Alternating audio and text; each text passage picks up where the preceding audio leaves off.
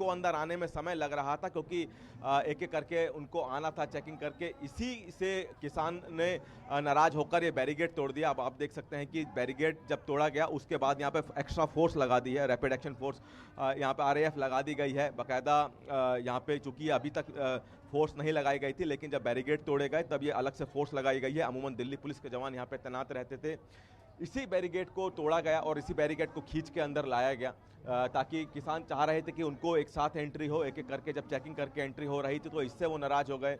Delhi police का कहना है कि सुरक्षा के लिहाज से यहाँ सबको विनय, आप तस्वीरें भी दिखाते रहेगा, लेकिन एक सवाल आपसे जानना चाहूंगी इसका जवाब कि आखिर क्या इतनी परेशानी थी अगर अंदर जाने की अनुमति दी जा रही थी, और अगर चेकिंग भी हो रही थी तो कानून अपना काम कर रहा है, प्रशासन अपना काम कर रहा है, और उसमें क्या परेशानी होती अगर एक एक कर चेकिंग के बाद किसान अंदर एंट्री लेते तो?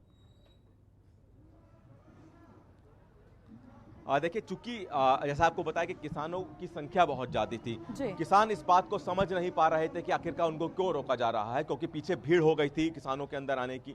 और ये जो जहाँ पे चेकिंग का पॉइंट बना हुआ है वहाँ पे एक एक करके चेक किया जा रहा था। पीछे ये बताया जा रहा है कि जब लोगों को लगा कि बहुत समय लग रहा है अंदर जाने में, ना जाने उनको अंदर जाने क्यों नहीं दिया जा रहा, जबकि पुलिस का कहना था कि वो एक एक करके चेक करके सबको भेजेंगे, क्योंकि यहाँ पे भीड़ बहुत हो रही है और सुरक्षा के लिहाज से यहाँ चेक करना जरूरी है। और वो बेहद वाकई में जरूरी भी है कि कोई ऐसा व्यक्ति ना घुस जाए जिससे यहाँ पे किसी और तरह की घटना हो, इसलिए पुलिस यहाँ सबको चेक करके भेज रही थी। समय लग रहा था और इसीलिए जो बैरिकेटिंग आप मेरे पीछे देख पा रहे हैं इसको तोड़ते हुए अंदर आए। उसके बाद जब बैरिकेटिंग तोड़ा गया तो यहाँ पे थोड़ा सा माहौल बदल गया। तो अभी चूंकि फिलहाल अभी सभी जो तमाम जो किसान या समर्थन में आए हुए हैं वो अभी अंदर पहुंच चुके हैं धरना स्थल पे। और ये मैं आपको दिखा दूं कि ये वो धरना स्थल भी है जहां पे जो पहलवान है वो धरने पे बैठे हैं। इसी धरने में अब सभी जो किसान आए हुए थे वो पहुंच गए हैं और अभी फिलहाल वहाँ पे माहौल शांत है। लेकिन जब यहाँ पे बैरिकेटिंग तोड़ा गया तो यहाँ पे बाकायदा बजरंग पुनिया को भी बोलना पड़ा कि यहाँ पे व्यवस्था जो है वो बनाए रखें और किसी भी तरह से यहाँ पे जो कानून व्यवस्था है वो ना बिगाड़े।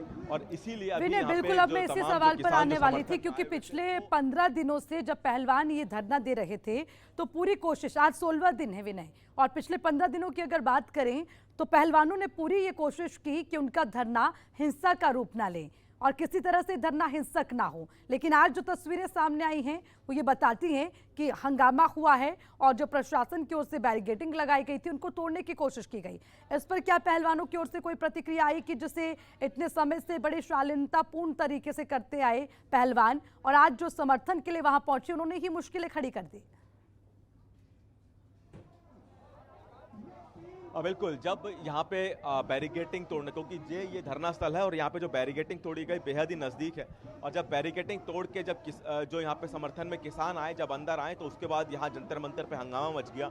बजरंग पुनिया को बाकायदा यहाँ पे ये जो आप देख सकते हैं कि धरना स्थल है, यहीं पे अंदर जो टेंट लगा हुआ है वहीं पे पहलवान बैठे हुए हैं। यहाँ पे बजरंग पुनिया को अनाउंस करना पड़ा कि किसी भी तरह से कानून व्यवस्था ना बिगाड़ें, व्यवस्था बनाए रखें। और चेकिंग करके चूंकि सबको आने दिया जा रहा था और यहाँ पे अब भीड़ भी बहुत ज़्यादा है। आप देख सकते हैं कि आज यहाँ पे जो दायरा है, क्योंकि अभी तक जो किसान यहाँ बैठे हुए थे, यहाँ पे जो पहलवान बैठे हुए थे, पूरा बैरिकेटिंग यहाँ पे लगा हुआ था, लेकिन अब इस बैरिकेटिंग को खोल दिया गया है ताकि जो लोग इनके धरने में समर्थन में आना चाहें वो आ सकते हैं। पूरी तरह से यहाँ पे आप देख सकते हैं कि किसान बैठे हुए हैं, समर्थन में आए हैं। कल महापंचायत हुई है, महापंचायत में ये फैसला लिया गया है, सरकार को अल्टीमेटम दिया गया है। ये कहा गया है कि 15 दिन का टाइम सरकार को दिया गया है और 15 दिनों तक हर खाप पंचायत के लोग यहाँ पे आते रहेंगे। तो ये इसीलिए यहाँ पे जो बैरिकेटिंग है, जो कि एक दायरा बना रखा था बैरिकेटिंग का, वो खोल दिया गया है। और अब यहाँ पे बैठने में किसी को दिक्कत ना हो इसलिए यहाँ पे पूरी तरह से यहाँ पे रास्ता खोल दिया गया है। तो ये तमाम तरह के बदलाव, चूँकि यहाँ पे जो लोगों की संख्या है आने की वो ज़्यादा हो गई है, लोग यहाँ पे आ रहे हैं और इसीलिए यहाँ पे एहतियात के तौर पे यहाँ पे पुलिस भी तैनात है। हमने आपको दिखाया कि एक्स्ट्रा फोर्स लगा दी गई है, अभी तक दिल्ली पुलिस यहाँ पे तैनात है, एक्स्ट्रा फोर्स लगा दी गई है। तो ये तमाम तरह के बदलाव यहाँ पे किए गए हैं ताकि जो लोग समर्थन में आ रहे हैं उनको यहाँ बैठने की जगह मिले। जो लोग बैरिकेड में जिनको लग रहा है कि वहाँ उनको चेकिंग करने में टाइम लग रहा है, वहाँ पे भी पुलिस फोर्स बढ़ाई गई है ताकि चेकिंग करने में समय ना लगे। ये तमाम तरह के बदलाव हैं। लेकिन जो आज बैरिकेडिंग मौजूदा स्थिति क्या है, अगला कदम क्या होगा? देखिए अगला कदम कल महापंचायत हुई थी, वहां पे साफ किया गया था कि 15 दिन का सरकार को अल्टीमेटम दिया गया है। फिलहाल मौजूदा स्थिति में आपको दिखा दूं कि यहाँ पे शांतिपूर्ण तरीके से अभी लोग यहाँ पे बैठे हुए हैं। जो मंच है वहाँ पे लोग अपनी अपनी बात रख रहे हैं, जो भी यहाँ पे बात करने आ रहे हैं अपनी बात रख रहे हैं। और इसीलिए यहाँ पे देखेंगे कि यहाँ पे मंच है और मंच में जो लोग आए हैं वो अपनी बात कर रहे हैं। तो ऐसे में तमाम लोग यहाँ पे अभी फिलहाल स्थिति शांतिपूर्ण है। और जो हंगामा हुआ था, जो बैरिकेटिंग तोड़ी गई थी, उसको लेकर भी यहाँ पे कहा गया कि इस तरह से कानून व्यवस्था को हाथ में ना ले। तो अभी फिलहाल यहाँ पे जो अमूमन यहाँ पे जो समर्थन में जो लोग आए हैं अपनी अपनी बात रख रहे हैं, जो समर्थन में सुनने आए हैं वो बैठ के सुन रहे हैं। अब रोज चूंकि यहाँ पे अलग अलग खाप के लोग आएंगे, अलग अलग 11 लोगों को आना है, अलग अलग किसान यूनियन यहाँ पे आती रहेंगी। तो ये आने वाले दिनों में देखने को मिलेगा। 15 दिन का जो सरकार को अल्टीमेटम दिया गया है ब्रजभूषण के खिलाफ सख्त कार्रवाई का, उसका भी देखना होगा कि इन 15 दिनों में क्या कुछ होता है। क्योंकि फिर 21 तारीख को एक मीटिंग बुलाकर आगे की रणनीति बनाने की बात कल की गई है। बिल्कुल विनय, सही तौर पर निश्चित तौर पर अब क्या देखने को मिलेगा। 15 दिन का अल्टीमेटम तो दे दिया गया, लेकिन जो जंतर मंतर पर बैठ रहे हैं, जो समर्थन देने के लिए पहुंच रहे हैं, उनकी ओर से और क्या कुछ देखना दिखाना बाकी है, ये देखने वाली बात होगी। विनय, बहुत बहुत शुक्रिया आपका तमाम जानकारी के लिए।